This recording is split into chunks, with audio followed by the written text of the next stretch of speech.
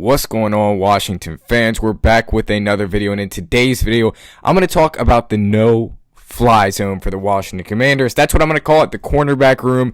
I love how this year this cornerback room went from a weakness to a actual strength. It's not just a weakness to a better position. It's a strength now. It's one of the best position groups in the league and on our team this year. I do believe I'm going to explain why in this video. Before we get into it, make sure you guys hit the like button, hit that subscribe button. On the road to 2,000 subscribers. I cannot do it without you. Hit that notification bell as well. So, if you look at last year's cornerback room, it was going into the season Emmanuel Forbes Jr., Benjamin St-Juste, that Canadian freak. I think, does he play for the, yeah, he plays for the Chargers now. I hope he starts, and I hope week 5 when the Chargers come around, we absolutely kill that man.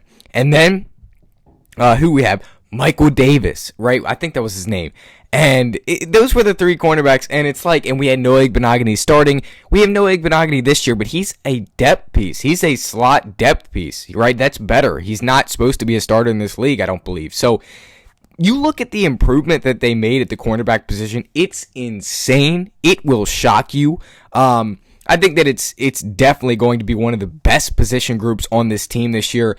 You look at it now, you have Mike Sainristil, who's able to jump back into his more natural home in the slot nickel cornerback position, who Nick Saban said was the best pound-for-pound player in the draft, the best player, not even the best cornerback, the best player pound for pound in the draft, which I think is just, that's one of the biggest compliments you could ever get. And he's been the best defensive player through training camp so far, okay? I'm not lying when I tell you that. You can ask anyone that's been out there in Ashburn. He's been the best defensive player on the team right now through training camp, okay? So Mike Sainristil back in his natural position at the slot position. It's just going to work so well. I mean, he's getting after it. And then you drafted Trey Amos. You have Trey Amos out of Ole Miss, who fell to 61 in the draft. You got him back end of the second round. Nobody thought he was going to do anything after he was selected at 61. They were like, yeah, he has a back injury. You know, we'll see what he can do. We don't expect him to be, like, he might be a starting cornerback in this league, but we don't know what he is. Steps in. The whole offseason, he's been probably one of the best defensive players we have so far. He's a starting cornerback, day one starting cornerback, by the way. He's a press cornerback. He's a strong cornerback. He looks so good. He just has that cornerback one swag. Like, you can just see it. You can see it with certain players. I see it with Trey Amos. All right, he's going to be a dog. He reminds me of a younger Marshon Lattimore, right? Because he just has that swag. You can just tell that he's going to be that good. So Trey Amos has been really impressive. You know, he came out with a back injury out of the draft. People were talking about that. I don't see a back injury. Okay, I don't see a back injury. But that's besides the point, because we're back. You know, we're past that. He doesn't have a back injury. But then you have Marshon Lattimore, who is the biggest question mark in this cornerback room right now. And we traded for him last year. You know, you traded a few assets for him, probably more than you would like at this point. He was dealing with injuries last year. Then he comes in the playoffs and stinks it up. You know, gets benched, trying to cover A.J. Brown, trying to cover Mike Evans, and he just really stinks it up. And he's really the biggest question mark this year that the Commanders have in that cornerback room right now.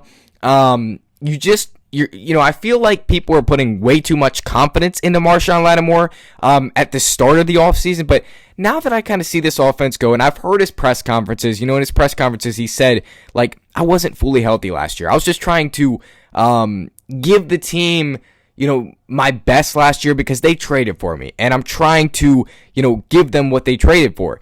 And I wasn't trying to sit out into the next season, and I wasn't fully healthy. That's what he said. And, now that I hear that and stuff, I think he's going to be good this year. I think he's really going to be shifty. I think he's got his coverage skills back. I think he's, injury-free for now. Definitely been injury-prone throughout his career. So I think he's lined up for a big season. I think that he's going to get back on track this season. He definitely had a down year last year. He is declining for sure. 2021 was his last year of getting real achievements. I believe he might have been an All-Pro or made it to the Pro Bowl, one of those two. We're putting confidence in Marshon Lattimore this year. Yes, we are, because I think he can be really good this year, and he's going to lead Trey Amos. So This cornerback room as a whole is going to be special this year in 2025. I cannot wait. Those are your projected starting cornerbacks without, any depth pieces involved. Now let's get to the depth pieces that the Commanders have. This is where it gets really exciting. You have Noah Igbenogany, who was a former first-round pick, played for the Dolphins, played for the Cowboys, wasn't his best there, but he comes to Washington coming off a good year last year. He had a good year last year, okay? Now he's going to be a depth piece behind Mike Sainristil in the slot position. He's going to get tutelage from Jonathan Jones, who we'll talk about in a second. Jonathan Jones is a guy that's going to, he's a starting cornerback in this league. He won Super Bowl rings. He has tons of experience in the league. He's going to teach Noah Igbenogany, and I cannot wait for Igbenogany. If there's one guy that I had to pick out of the whole roster right now that's going and flying under the radar in training camp, it's Noah Igbenogany, okay? I'm super excited to see what he has. I cannot wait. He's going to be great in just a depth slot position because if you need him to come in the game, he will, and he'll step up. But you don't want him starting on Sunday afternoons. You don't want him starting against wide receivers in the slot. Okay, you don't want that. But you'd rather have Mike Sainristil. But if Sainristil gets hurt, I mean, we can bear with Igbenogany. He showed last year that he was really, really good. So I'm so excited for this whole cornerback room. But that's the first depth piece. And then the second depth piece is a guy that Jonathan Jones. If there's the second guy out of the whole roster that's flying under the radar, I remember Linnell Willingham, who's out at every practice. He talked about it. Jonathan Jones is really doing good so far. He's really looked good in coverage. He's had a few nice pass breakups. He looks really good as well. He's going to be a depth piece on this roster. I just love the depth that we have at the cornerback position. He looks really, really good right now, okay? Him and Igbenogany in the slot, I think it's really good. And Sainristil leading those two starting is also really good. So those are the depth pieces that we have. But let's just evaluate this cornerback room as a whole. It's so awesome, man. I mean, Mike Sainristil, I already talked about him. He's a dog. He's a competitor. He's going to get after it. He might be the best defensive player we have this year. And I anticipate, Dan Quinn and Joe Witt Jr., so dial up some pressure. Dial up some plays where Mike Sainristil can get to the quarterback and sack the quarterback, okay? Dial up some plays like that. And he's also gotten quicker and stronger this offseason. Trey Amos, he's going to be a dog, man. He can cover wide receiver ones on Sundays. Whoever you throw at him, he's going to cover him. Marshawn Lattimore, we just got to get half of what he used to be, right? He's never going to return to that form, but we hope that he can be something of that nature. But he's going to be a really good player this year, no doubt, man. If he doesn't get injured, if he stays healthy, then I think that he can be a really good piece. And I think that we're going to get we're going to get a good Marshawn Lattimore this year. I think he's really ready to go. He's going to have to prove it though, because he did not prove anything last year at all. He's going to have to earn it this year. Marshawn Lattimore is one of the guys that doesn't really fit the Commanders' culture, just kind of the attitude issues that he's had over the past.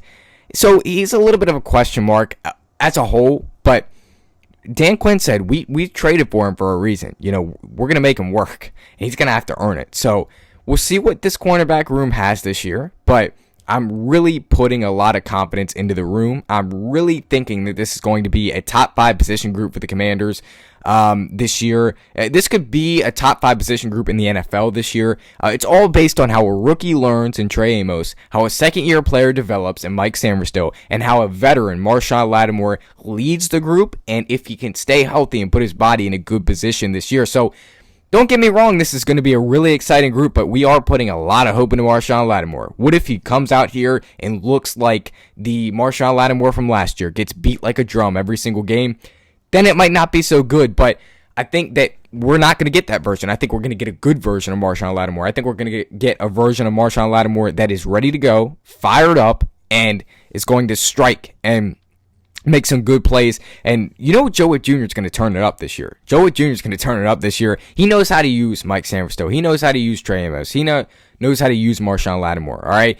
He knows how to use these guys. He's going to turn it up this year. He's going to make them force turnovers, okay? He's going to make them get to the ball. He's going to make them fly around. He's going to make them get interceptions. He's going to use them in so many different ways.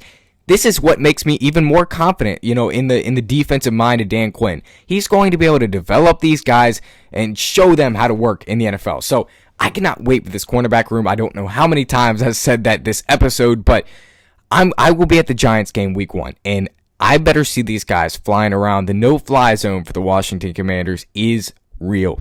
Let's take a look at it again one more time. Mike Sainristil is your slot cornerback. He's starting at the nickel position. He's been the best defensive player in training camp so far. Trey Amos has been undoubtedly the best rookie on the team so far. He's looked the best. He's been a standout through every phase of the offseason. OTAs, right? Mandatory minicamp, training camp. Let's see what he does in joint practices and the preseason. He might not even get much run in the preseason because after they see one game of him, they might just be like, you're a part of the future, let's go. And they might sit him, risk no further injuries, and so he's going to be really good this year, okay? And then you have Marshawn Lattimore, who we're putting hope into, but we think he's going to be a different version this year. We think that he's going to come out with intensity, and he's going to be fully healthy this year, so I can't wait to see him. And then you have a slot depth, Noah Igbenogany, that looks really good, a former first-round pick.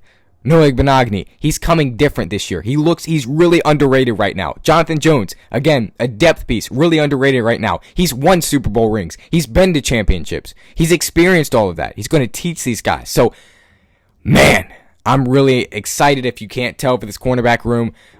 It's going to be a fun year with them, okay? This is going to be one of the best position groups on the roster, but it's going to be one of the best position groups in the NFL. I don't expect anything less. I expect with the way they're looking, in the offseason right now, that they're going to come different this year. But I could talk about the whole secondary, to be honest, because the whole secondary, Quan Martin has been the second best defensive player behind Mike Sainristil, and he's a safety, so he's not in the cornerback room, but he's been flying around. He got another pick today. He's had 15,000 picks this offseason. I'm so excited for this cornerback room. That's all I got for right now. Let me know what you think about the no-fly zone for the Washington Commanders. Would you name it something different? Let me know down below. That's going to do it for me. Hail to the Washington Commanders. As always, peace.